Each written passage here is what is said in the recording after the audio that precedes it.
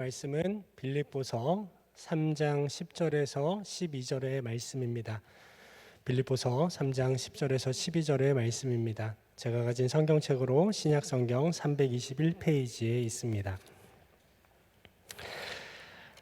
네, 다 찾으셨으면 우리 함께 길지 않기 때문에 제가 먼저 그리고 여러분이 그리고 마지막 절은 함께 읽도록 하겠습니다. 제가 먼저 읽겠습니다. 내가 그리스도와 그 부활의 권능과 그 고난에 참여함을 알고자 하여 그의 죽으심을 본받아. 같이 읽습니다. 내가 이미 얻었다 함도 아니요 온전히 이루었다 함도 아니라 오직 내가 그리스도 예수께 잡힌 바 된 그것을 잡으려고 달려가노라. 아멘. 네, 반갑습니다. 우리 주변에 있는 함께 주님 안에서 믿음의 여정, 구원의 여정을 걸어가는 믿음의 형제 자매들입니다. 우리 서로 좀 같이 인사할까요? 반갑습니다. 네, 반갑습니다.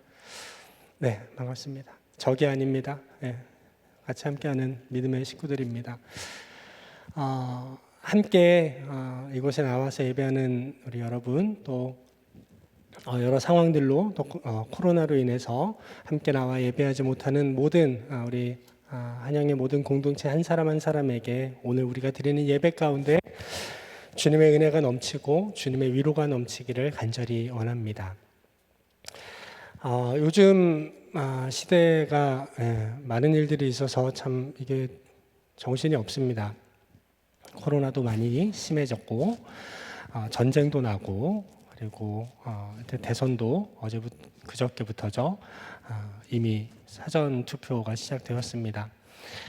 여러 가지 세상의 일들에 무관심하지 않기를 바랍니다. 관심을 가지고 기도하시고 또 우리가 마땅히 해야 될 책임과 의무에 대해서 성실하게 그 책임들을 다하는 우리 그리스도인들이 되기를 간절히 바랍니다.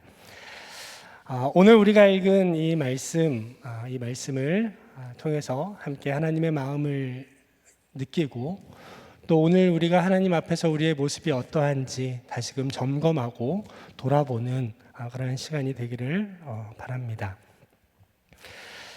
사순절입니다. 우리 기도에서도 얘기했지만 사순절은 어떤 날인지 대충 감으로 아실 겁니다. 보통 이 절기라는 게 어떤 건지 우리가 이제 교회에서 많이 접했고 경험했기 때문에 사순절이 뭐죠? 하면 그거 있잖아요. 그거 40일인데 그거 있잖아요. 그래서 그거 있잖아요. 예수님 돌아가시는데 그거 막 묵상하는 이런 뭔가 우린 다 알고 있는데 정확히 들어가기에는 부담되는 그런 절기입니다. 이 부활절 전까지 그러니까 부활절을 기준으로 이 앞에 있는 40일을 이야기합니다. 그런데 이 40일 중에 주일은 제외하기 때문에 총 46일로 볼 수 있습니다. 이 기간에는 우리가 예수님의 십자가의 고난을 묵상하며 경건의 삶을 다짐하고 또한 실제로 우리가 삶으로 경건을 실천하는 그런 훈련이 있는 그런 절기다라고 우리가 생각할 수 있습니다. 또 한 가지 우리가 생각해 볼 것은 그것입니다. 이 사순절의 기간 동안 왜 주일은 사순절에 들어가지 않는가에 대한 부분입니다. 이 사순절에 있어서 이 부활절을 제외한 주일 5번이 있는데요. 이 주일들은 작은 부활절의 의미들을 가지고 있습니다. 일상에서 그리스도의 고난에 참여하고 그 고난을 깊이 묵상한 우리가 이제는 그 묵상을 넘어서 우리를 구원하신 주님, 우리를 사랑하신 주님, 그 주님의 고난을 넘은 예수 그리스도의 부활과 그 죽으심과 부활의 은혜로 구원받은 우리가 기쁘게 반응하는 날이 바로 이 주일, 오늘이 사순절 첫 번째 주일인데 앞으로 매 주일마다 이 매주일이 부활절입니다. 그런데 특별히 더 이 사순절 속에 있는 이 주일마다 여러분 그리스도의 고난 그것이 나의 은혜가 되고 나의 능력이 되고 나의 삶의 이유가 되어서 이 주일에 기쁨으로 함께 하나님을 예배하는 그런 매 주일의 예배가 되었으면 좋겠습니다. 그래서 아까 그 찬양을 하는데 참 이 선곡이 너무 좋았다 이렇게 칭찬하면 교만해 줄 수 있기 때문에 오늘의 가사가 참 그 주일의 의미를 잘 보여주고 있다고 생각이 들었습니다. 십자가의 구원의 그 놀라운 사랑과 은혜가 우리에게 기쁨이 되어서 함께 박수치며 찬양했습니다. 그리고 우리가 마지막 곡으로는 예수님의 그 아름다우심, 우리를 위한 그 예수 그리스도의 희생과 능력을 우리가 함께 또한 찬양했습니다. 우리가 오랜 시간 교회를 다녀서 알 겁니다. 여러분, 우리가 찬양하는 고백은 그렇게 큰 이 스펙트럼을 가지고 있지 않습니다. 가장 큰 거는 하나님을 찬양하고 그분의 사랑인 예수 그리스도의 그 십자가의 은혜와 능력, 부활의 능력을 찬양하는 곡들입니다. 또한 우리의 삶의 어려움 속에 있는 어떤 인생의 쓰라린 고백들 속에 다시금 하나님을 붙잡고 의지하겠다라는 결단의 내용들이 우리의 찬양 가운데 있습니다. 늘 우리가 부르는 찬양, 우리가 늘 해왔던 고백이지만 더욱더 이 사순절 절기 가운데 그 의미가 우리 안에서 더욱더 뜨거워지고 새롭게 다가오는 시기가 되기를, 그런 사순절 절기가 되기를 간절히 바랍니다. 우리 교회에서는 사순절 묵상집이 교회 홈페이지와 이 뒤로 로비로 나가시면 묵상집이 있습니다. 광고하는 게 아닌데 책 파는 것도 아니고요. 한번 시도해 보십시오. 사순절 시작한 지 며칠 지났잖아요. 괜찮습니다. 하나님이 원하시는 건 지금 하나님 앞에서 다시금 돌아서는 것을 주님이 원하십니다. 말씀과 묵상, 말씀의 묵상과 또 그 말씀이 우리를 순종의 삶으로 이끌어가는 그 능력을, 그 은혜를 함께 경험하는 우리 한영교회 청년부 되기를 간절히 바라고 원합니다. 오늘 우리가 읽은 이 빌립보서의 말씀으로 우리 이제 함께 좀 들어가겠습니다. 오늘 우리가 읽은 이 10절에서 12절의 말씀까지 무슨 배경에서 오늘의 말씀을 하고 있는지 우리가 좀 함께 살펴보고자 합니다. 빌립보서는 제목이 이 빌립보서인데 별명이 있습니다. 여러 서신서들, 특별히 옥중에서 사도 바울이 쓴 서신이기도 한데 우리가 기쁨의 서신이다라고 이렇게 보통 이야기를 합니다. 사도 바울이 빌립보 교인들의 어떤 모습들, 전해오는 소식들을 통해 기쁘고 또 기쁜, 그래서 이 기쁨의 소식들이 들어있어서 우리가 이 기쁨이라는 표현이 많이 있는 이유에서 우리가 이 빌립보서를 기쁨의 서신이다라고 부릅니다. 그런데 오늘 읽은 이 3장의 말씀은 전체적으로 보이는 이 기쁨의 서신과는 살짝 이 맥락이 좀 다른 부분이 있습니다. 왜냐하면 대부분의 내용이 기쁨과 감사와 빌립보 교회를 향한 이 기쁨의 겉면인데, 오늘 이 말씀의 내용을 처음부터 좀 우리가 살펴보게 되면 빌립보 성도들을 혼란스럽게 하는 유대주의자들, 유대인들, 율법을 의지하는 자들, 예수가 그리스도임을 부정하는 자들의 공격 속에 흔들리고 있는 이 빌립보 교회와 또 그 유대주의자들을 언급하는 내용이 오늘 말씀에 기록되고 있습니다. 자, 그러면 함께 우리가 좀 어떤 내용인가 좀 살펴보도록 하겠습니다. 왜 3장의 내용이 1장에서 4장 사이에 별개의 어떤 이 전체적인 맥락에서 살짝 벗어났다라고 이야기하는지 먼저 말씀드리고자 합니다. 3장 1절의 말씀을 이 두 부분으로 나누면 이렇게 기록합니다. 3장 1절 앞부분의 말씀입니다. 끝으로 나의 형제들아 주 안에서 기뻐하라. 끝으로 나의 형제들아 주 안에서 기뻐하라 라고 합니다. 무엇을 이야기합니까? 끝으로 무언가를 언급했고 이제 끝으로 빌립보 교인들을 향해 말하는 것이죠. 나의 형제들아 주 안에서 기뻐하십시오. 자, 그러고 나서 이 3장의 내용이 시작되고요. 4장 4절에서 다음과 같이 기록하고 있습니다. 주 안에서 항상 기뻐하라. 내가 다시 말하노니 기뻐하라. 3장 1절과 4장 4절 사이에 있는 말씀이 전체적인 맥락과 다른 말씀이어서 이제 다시 그 상황을 마무리하고 매듭 짓고 다시 원래 하고자 했던 이야기를 하고자 사도 바울 선생님은 3장 1절의 앞부분과 동일한 문장을 사용하여 다시 사도 바울 선생님이 빌립보 교인들에게 하고자 했던 원래의 맥락의 이야기들을 다시 풀어가는 것을 우리가 볼 수 있습니다. 그러면서 이 3장 1절 뒷부분의 말씀을 함께 좀 살펴보면 3장 1절 뒷부분의 말씀입니다. 제가 읽습니다. 너희에게 같은 말을 쓰는 것이 내게는 수고로움이 없고 너희에게는 안전하니라 라고 고백합니다. 이 기록은 무엇을 이야기합니까? 나의 형제들아, 주 안에서 기뻐하라. 그런데 갑자기 너희에게 같은 말을 쓰는 것이 내게는 수고로움이 없고 너에게는 안전하다라고 이야기합니다. 확실한 건 앞과 뒤가 다른 문맥을 보여주고 있다, 뉘앙스를 나타내고 있다라고 볼 수 있는 것이죠. 여러 가지 이 해석들이 있습니다. 이 빌립보서 3장의 내용을 후기에 누군가가 써서 추가를 했거나 혹은 사도 바울 선생님이 옥중에서 편지를 쓰는 가운데 빌립보 교회의 또 다른 새로운 소식을 듣고 그 문제의 시급성을 알기에 중간에 이 내용을 썼던 것이다 라고 하는 주장도 있습니다. 저는 개인적으로 여러 가지 의견 중에 그럼 이 사도 바울 선생님이 옥중에서 빌립보 교회의 상황을 듣고 그 상황의 심각성을 알기에 그들에게 다시금 강한 어조로 권면하는 내용을 기록한 것이 아닌가라고 보는 입장입니다.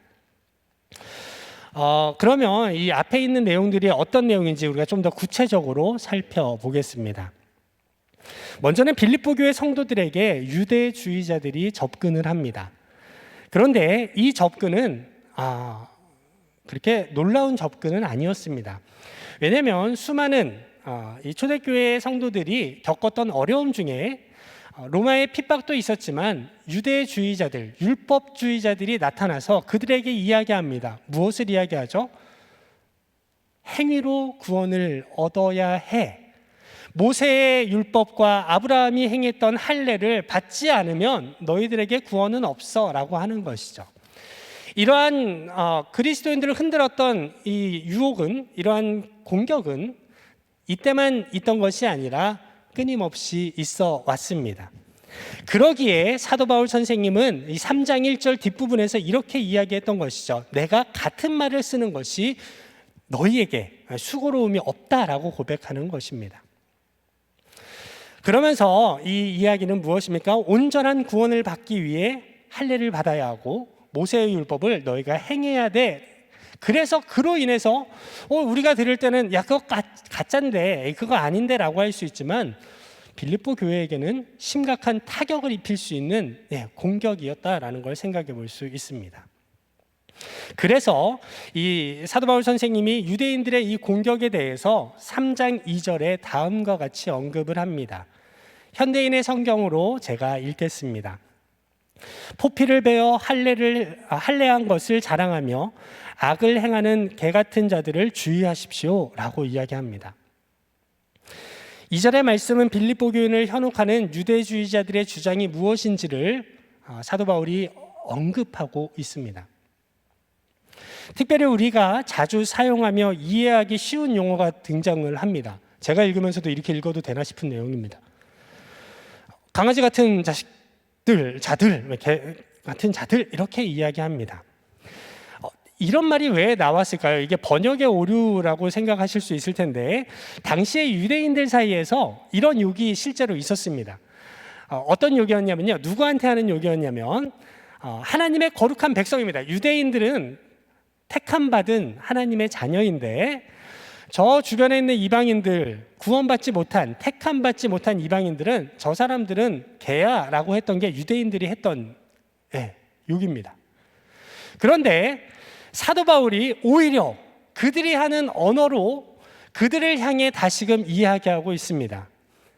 포피를 베어 할례한 것을 자랑하며 악을 행하는 그들은 곧 오히려 하나님의 택함을 받지 못한 하나님 밖에 있는 자들임을 오히려 그는 단순히 욕을 하는 것이 아니라 그들의 존재의 실제가 어떠한지를 지적하고 있습니다. 또한 바울의 이런 반론들이 계속 이제 나타납니다. 이 할례에 대해서도 이렇게 이야기를 합니다. 너희가 할례를 이렇게 하는 것, 아브라함이 그렇게 할례를 했기 때문에 너희도 할례를 받았다라는 것이 그렇게 자랑스럽다고 이야기하는데 내가 볼 때는 너희는 그저 살점을 떼어낸 행위를 한 것에 불과하다라고 지적을 하는 내용도 나와 있습니다. 그래서 예전에 그 성경, 이 개정 개혁 전에 보면 손할례당이다라고 이야기합니다. 할례의 근본적인 의미, 그것과 상관없이 너희는 그저 행위로 살점을 떼는 것뿐이야 라고 이야기를 하는 것이죠. 말 그대로 유대인들이 주장하는 그것에 대해서 가장 원색적이고 아주 공격적으로 사도 바울이 표현을 하고 있습니다. 그런데 이러한 반론은 여러분 단순히 감정이나 지식에서 나온 것이 아니었습니다. 우리 4절의 말씀을 함께 보도록 하겠습니다. 눈으로 따라 읽어주시면 감사하겠습니다. 나도 육체를 신뢰할 만하며 누구든지 다른 이가 육체를 신뢰할 것이 있는 줄로 생각하면 나는 더욱 그러하리니 라고 사도 바울이 우리 빌립보 교인들에게 편지를 씁니다. 무엇을 이야기합니까? 너희들이 공격받고 있는 그들이 이야기하는 것들 좋아. 유대인들이 이야기하는 외적이고 행위적인 그 온전함, 그거 나도 거기다 들이대면 나 뒤처지지 않아 라고 이야기하는 것이죠. 육체적인 자랑에 있어서도 사도 바울 선생님은 그렇게 뒤처지지 않았음을 우리는 알고 있습니다. 잘 알고 계시죠? 주님을 다메섹 도상에서 만나기 이전에 이 사도 바울 선생님의 인생을 안다면 얼마든지 이렇게 자신 있게 이야기할 만한 사람이었다라는 걸 알 수 있습니다. 그리고 5절과 6절의 내용을 보게 되면 이러한 행위와 율법으로 자신들의 의로움을 주장하는 유대인들에게 이 참교육을 시연해주는 이 사도 바울 선생님의 이런 구구절절한 이게 막 나갑니다. 그러면서 이어지는 바울의 고백들을 좀 같이 좀 살펴볼 텐데요. 우리 7절과 8절과 9절의 말씀을 같이 읽어보도록 하겠습니다. 7절의 말씀을 같이 읽어보죠. 시작. 그러나 무엇이든지 내게 유익하던 것을 내가 그리스도를 위하여 다 해로 여길 뿐더러 8절로 넘어갑니다. 같이 읽겠습니다. 내 주 그리스도 예수를 아는 지식이 가장 고상하기 때문이라. 내가 그를 위하여 모든 것을 잃어버리고 배설물로 여김은 9절로 넘어갑니다. 9절 같이 읽겠습니다. 내가 가진 의는 율법에서 난 것이 아니요 오직 그리스도를 믿음으로 말미암은 것이니 곧 믿음으로 하나님께로부터 난 의라. 아멘. 아멘. 누구보다 찐 유대인으로 살았던 이 바울입니다. 그런데 그런 바울이 이야기하는 것이죠. 나는 예수 그리스도 한 분으로 살아가면 충분해.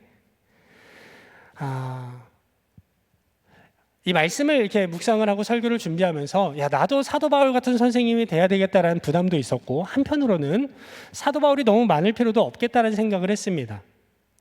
누군가는 그러한 위치에서 자신이 맡은 그런 삶의 흔적을 통해서 하나님의 사람들을 세워가고 교회 공동체를 세워가는 역할이 있고, 또 그렇지 않은 다른 사람들은 그러면 나는 하나님의 은혜를 덜 받은 사람인가? 그건 아니라는 것이죠. 그래서 이제 이 교역자의 양심으로는 나는 이렇게 살지 못하는데 라는 생각을 했지만, 동시에 하나님은 우리 각자의 다름을 통해서 일하신다라는 것을 여러분 기억했으면 좋겠습니다. 우리에게 주어진 믿음의 확신을 가지고 복음을 전하십시오. 우리에게 허락하신 살아계신 하나님, 부인할 수 없는 예수 그리스도의 십자가의 능력을 여러분의 삶에서 주어진 환경에서 믿음으로 선포하십시오. 그러면 우리의 역할은 거기까지입니다.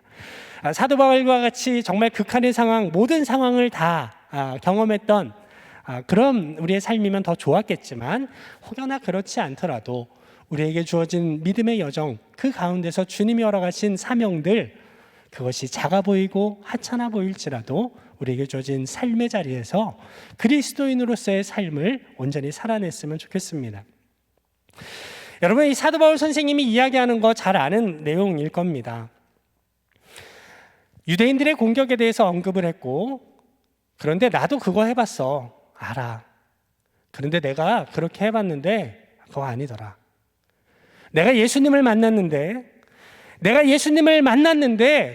진짜는 그게 아니더라라는 걸 고백하는 내용이 바로 이 7절에서 9절의 내용입니다. 여러분, 예수님을 통해서 의롭게 되었다. 유대인들도 의롭게 됐습니다. 뭘로 의롭게 됐습니까? 할례 받았고 유대인으로서 나 율법을 지켜. 모두가 의롭다라고 이야기할 수 있지만 진정한 의로움은 예수 그리스도를 우리의 구주로 믿고 우리의 죄를 지시고 십자가에 죽으실 뿐만 아니라 부활하셔서 우리의 생명의 첫 열매가 되신 그분이 우리의 하나님, 우리의 구원자임을 믿을 때 우리의 연약함이 아닌 유대인들이 자랑하는 그 세상의 한낱 부끄러운 죄된 인간의 몸을 입고 그저 한낱 행동으로 우리는 의롭다라고 하는 그런 부끄러운 의가 아니라 우리의 모든 죄를 도말하시고 우리의 모든 죄를 새롭게 깨끗게 하시는 그 주님의 십자가의 능력과 은혜로 우리가 새로운 존재, 의로운 존재로 되어졌다라는 것을 사도 바울은 이야기하고 있는 것입니다. 여러분, 이래서 믿음이라는 것이 참 어렵습니다. 눈에 보이지 않지만 부인할 수 없는 하나님의 분명한 능력과 우리의 삶의 변화가 있습니다. 그것을 고백하지만 그것을 경험하지 않은 사람들은 그것을 잘 깨닫지 못합니다. 그래서 빌립보 교회의 이 고백이 모든 사람들의 마음을 어필할 수는 없었을 것입니다. 그렇게 이 고백을 한 뒤에 계속해서 이제 고백을 합니다. 10절과 11절의 말씀을 우리 현대어 성경으로 보도록 하겠습니다. 제가 읽을 테니까요, 여러분 눈으로 함께 따라와 주시면 감사하겠습니다. 나는 지금 모든 것을 다 내던졌습니다. 내가 바라는 것은 다만 참으로 그리스도를 알고 그리스도를 다시 살리신 전능한 능력을 체험하고 그리스도와 함께 고난을 당하고 그리스도와 함께 죽는다는 것이 무엇을 의미하는가를 아는 일입니다. 죽은 자 가운데서 다시 살아난 분이 가지는 신선하고 새로운 생명 가운데서 사는 자가 되기 위해서라면 어떤 일이라도 감수할 것입니다. 네, 참 멋진 고백 아닙니까? 주님을 만났고 그분이 나에게 어떤 분이고 또한 나는 그분 앞에서 어떤 존재인지를 알았기에 단순히 사람들을 의식해서 리더로서 하는 이야기가 아니라 진정으로 믿음의 고백으로 그들에게 권면하는 것이죠. 여기서 한 번 더 나아가서 12절, 오늘 우리가 읽은 말씀 12절의 내용을 좀 더 우리가 좀 살펴보도록 하겠습니다. 이 역시 우리 현대어 성경으로 우리 같이 함께 읽어볼까요? 우리 3장 12절의 말씀 함께 읽겠습니다. 내가 완전한 인간이 되었다고 말하려는 게 아닙니다. 나는 아직도 배워야 할 것이 많습니다.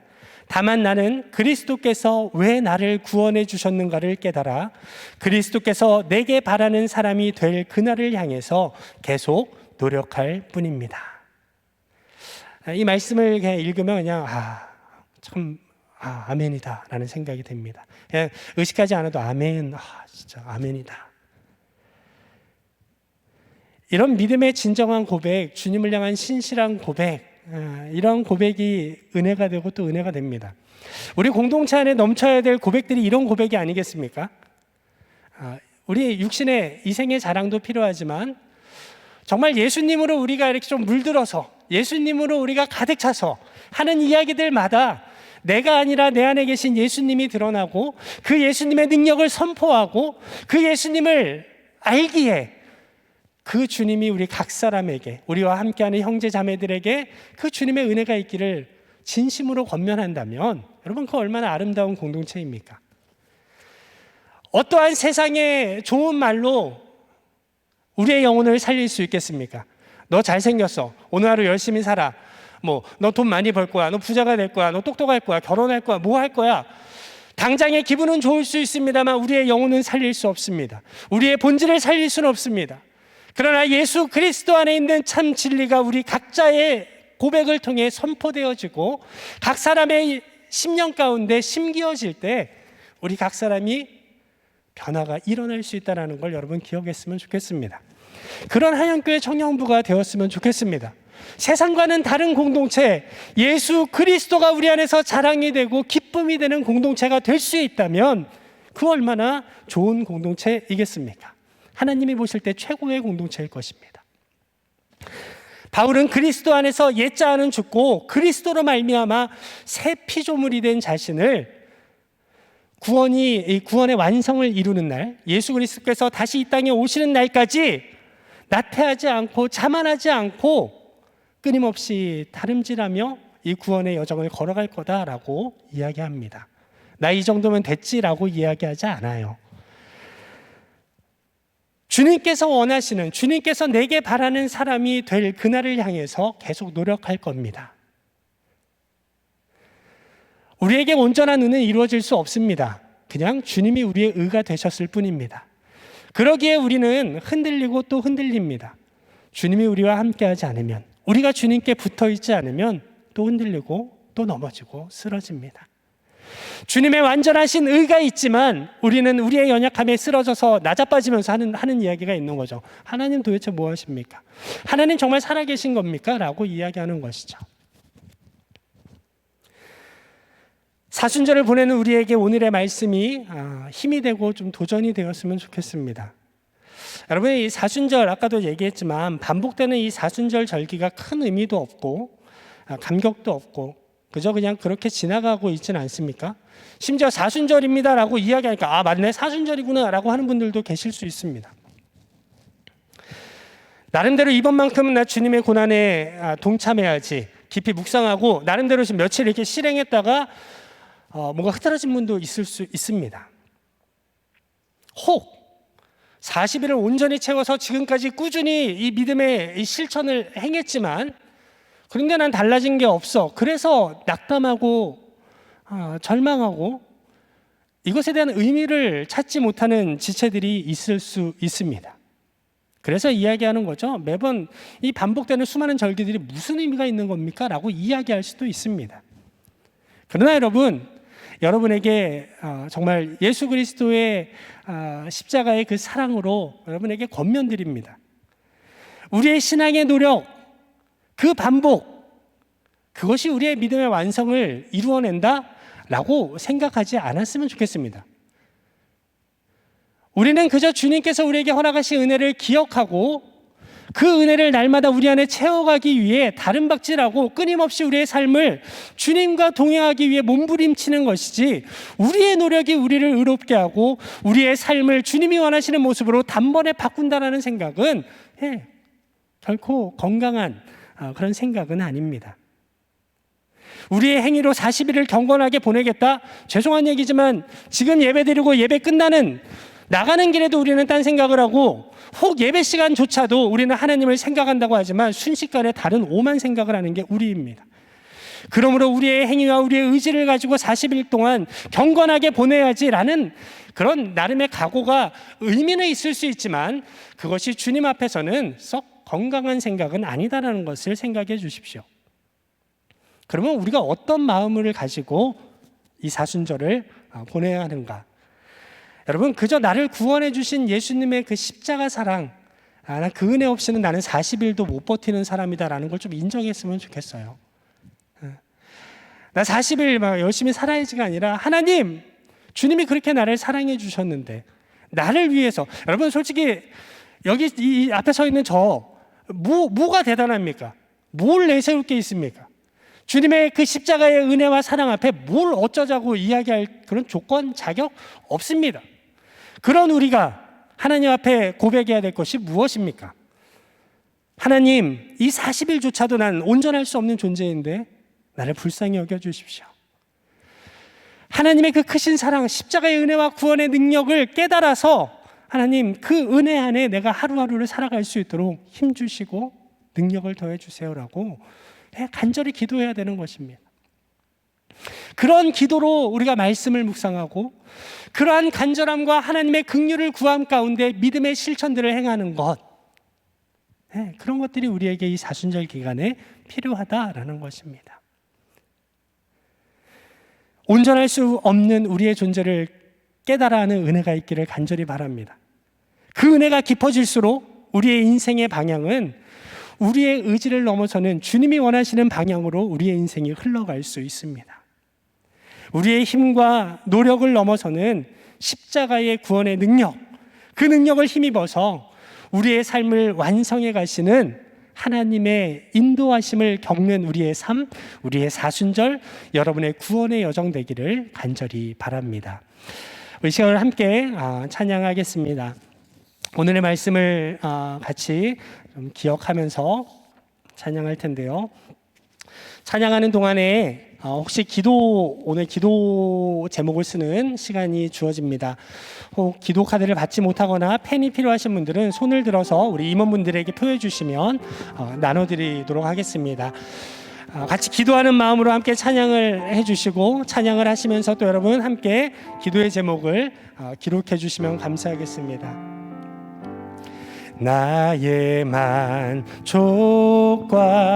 유익을 위해 가지려 했던 세상 일들 이제 모두 다 해로 여기고 주님을 위해 다 버리네. 내 안에 가장 귀한 건 주님을 알미라. 모든 것 되시며 의와 기쁨 되신 주 사랑합니다. 부활의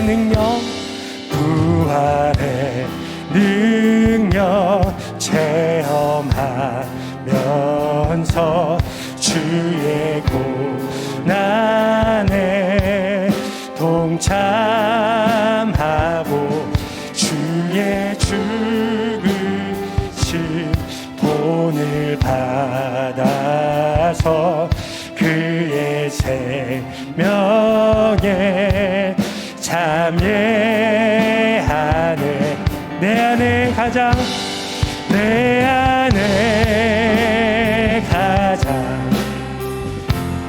귀한 건 주님을 알미라. 모든 것 되시며 의와 기쁨 되신 주 사랑합니다.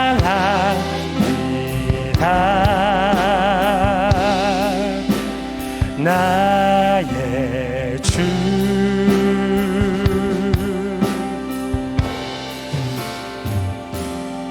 이 시간 한 3분 정도 여러분 마음으로 좀 주님 앞에 결단하고, 주님 이 사순절의 기간을 주님 원하시는, 주님을 더욱 사랑하고 주님을 사랑하는 온전한 반응으로 살아갈 수 있도록 주님 은혜를 더하여 주십시오라고 우리 좀 소리 없이 그냥 묵상하고 주님께 좀 마음으로 기도했으면 좋겠습니다. 또 여러분 3월과 4월 함께 우리가 이 기도 제목을 통해서 함께 우리 교육자들이 또 리더들이 함께 기도할 겁니다.